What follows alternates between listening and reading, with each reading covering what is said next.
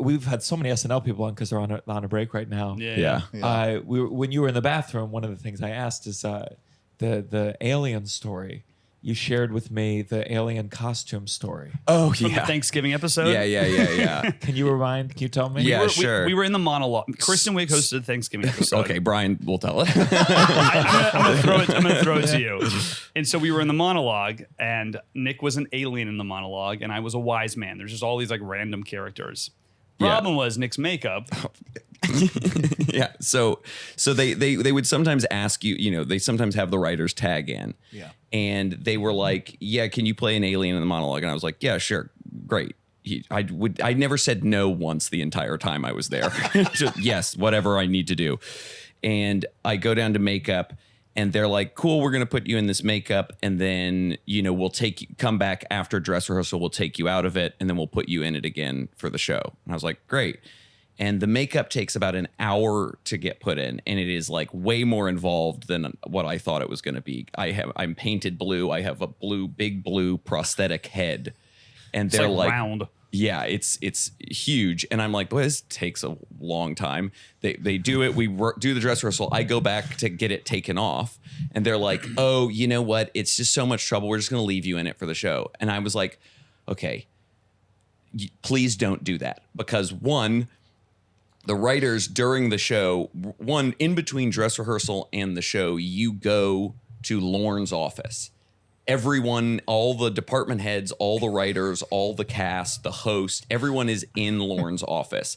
Everyone who's not in the cast is wearing suits. Like writers dress up wearing suits. Everyone looks normal. I'm like, I cannot go in that room. You also have like reserved spots in the room. Yeah. Mine is the most centermost spot in the room. And it's the most sober air too, because it's Lorne just going piece by piece. And if your sketch doesn't work, he's talking to you when you have to have like a response like that for him. And it's like no one's laughing. It's just very, very. It's dark. Yeah, and it's like this was the cold open you're in. So you do that in the dress rehearsal at 9 p.m. and you were there for just hours. And it was the monologue, but yeah. And so I'm like, I'm not going in. They're like, too bad you have to stay in the makeup. So I'm just like, I'm not going to go in the room. I have to just kind of hang back. And I sort of just am staying outside the room, and different people are like looking at me, weird. And then I start to get a little bit of courage as like the meeting's going on, and I start to kind of like creep in and lean into the room, and I make eye contact with Beck Bennett, who is like an old buddy of mine, and I see him from across the room. He's just kind of like checked out and out of it, and I see him, and then he sees me, and he kind of like reacts, and then I just slowly see his phone come up, and he takes a photo.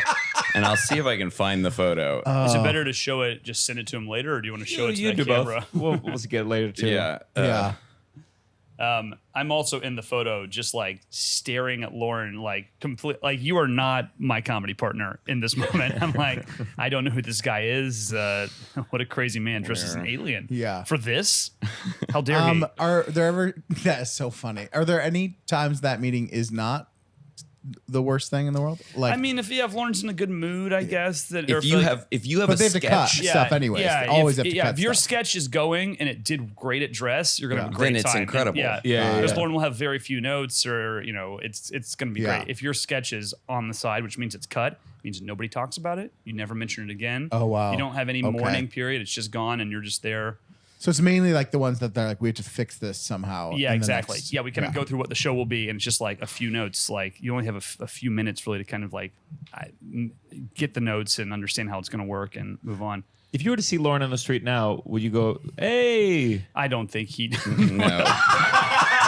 Literally Hey, Big Al. Monday pitch. He goes person by person. You basically pitch a sketch. You sit on the floor. The host sits in a chair, and he'll be Gianmarco, and you pitch a sketch to the host, Okay. and the host doesn't laugh, and neither does anyone else, and it moves on. It's terrible. But he would always call me Nick and Nick Brian. Like it was just so like. And we corrected him zero times. Never. I'd just be like, "Hello, Margot Robbie. Yes. I am Nick. What if you were a hippopotamus?" Okay, so here's the photo. So you've got like this is from Beck's phone in the middle of the room. You've got like there's Keenan, there's Streeter Seidel, there's Kristen Wiig, Alec Baldwin is like somewhere around in Lawrence here. to the right. There's Brian, and then if we gently zoom in on the upper left hand, you see me so funny. scared out of my mind. Is that picture real from Instagram? Yeah. That I think where your wife was on set, Yeah. and came to couples counseling in full makeup. Yeah. That's the funniest fucking picture Yeah. I've ever seen in my life. It's a Zoom couples counseling. But his wife was in what movie? She was in the Guardians of the Galaxy movies, and she plays an alien, and much like me, Very similar look. it's a very to the- similar story, in fact, of she, her character she's in full blue prosthetics. It takes 4 hours for her to get into this, and we were in couples counseling, and we had been, we'd had like a number of sessions, but she had to keep missing them or canceling them last minute. And then it would just be, and I would go to the session alone, and I have my own therapist, and she doesn't have a therapist. And I was just like, this is ridiculous. Like, I like my therapist more. Like, I don't need to like have this other person giving me a whole separate therapy session. Yeah. And so I was getting annoyed at her canceling. I was like, can we do this? Like, I don't want to keep doing this if you're not going to do it. And so she was like, and she had forgotten that she had scheduled this on a day she was shooting. So I'm in the session. She's 15 minutes late. I'm like talking to the therapist, about whatever. And then it's like, well, and she pops in and she's in full blue makeup. And I was like, okay, I can't. Come on. And then we tried to do couples therapy for like 15 more minutes. And the therapist said like, well, why don't you look at Karen and say to her what you're and I was like, I Remind her cannot that right she's now. beautiful. She's an alien. Oh my God.